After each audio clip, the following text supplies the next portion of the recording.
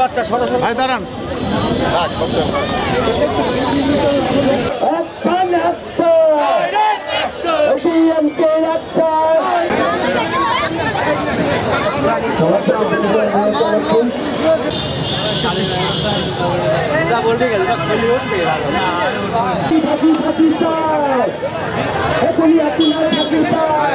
না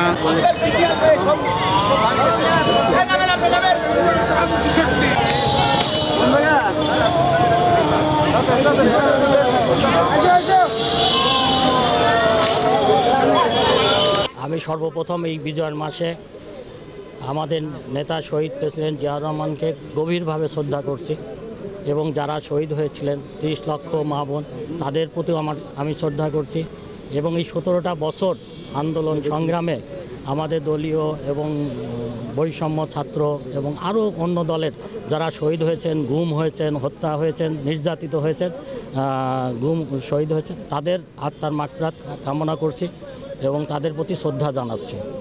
এখন আমরা যেটা বঞ্চিত, আমরা তো আন্দোলন সংগ্রামে আছি, আমরা আশা করি যে আমরা মূলধারায় ফিরতে পারবো ইনশাল্লাহ।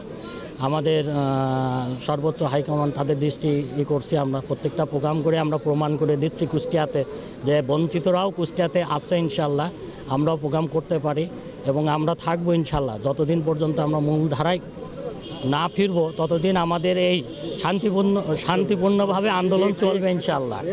দল থেকে আমাদের কথাবার্তা চলতেছে, খুব অল্প দিনের মধ্যেই মনে হয় আমরা মূলধারায় ফিরতে পারবো ইনশাল্লাহ।